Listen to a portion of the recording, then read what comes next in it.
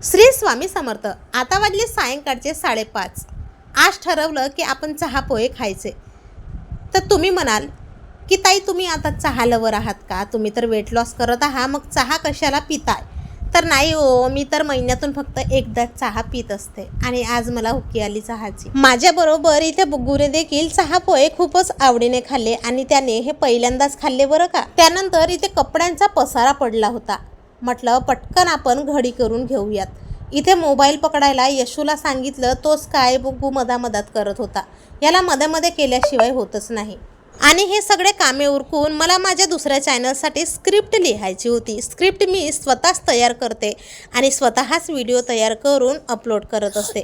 त्या चॅनलवर आपले 1 लाख सबस्क्रायबर पूर्ण झालेले आहेत आणि हे सगळं माझी मेहनत आणि तुम्ही केलेल्या सपोर्टमुळेच बरं। त्यानंतर मुलांना इथे आलू भात खायला दिलं आणि दोघेही भाऊ खूप आवडीने खायला लागले।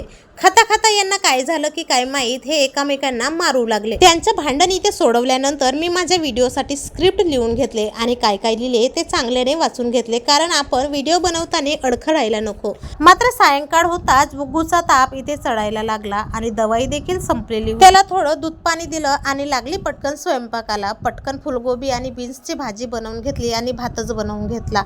मग काय यशूचा इथे अभ्यास चालू होता। मुलांकडे लक्ष देता देता कधी दिवसाचं रात्र होतं मला हेच कळत नाही। माझे दिवस कसे चाललेत हेही मला समजत नाही। तोच यशूचे पप्पा आले। त्यानंतर पटकन इथे अद्रक लसणाचा पेस्ट बनवून घेतला, कारण मग सकाळी माझ्याकडे जास्त टाईम नसते, खूप धावपळ होत असते। जेवण झाली आणि पटकन इथे भांडे घासून घेतले, कारण सकाळी उठल्यानंतर भांडे दिसले की खूप चिडचिड करतात आमच्या घरी। भांडे घासून झाल्यानंतर संपूर्ण गॅस ओटा देखील साफ करून घेतला। मात्र त्याचा व्हिडिओ काही काढता आला नाही, कारण बुग्गू हा खूपच मला त्रास देत होता।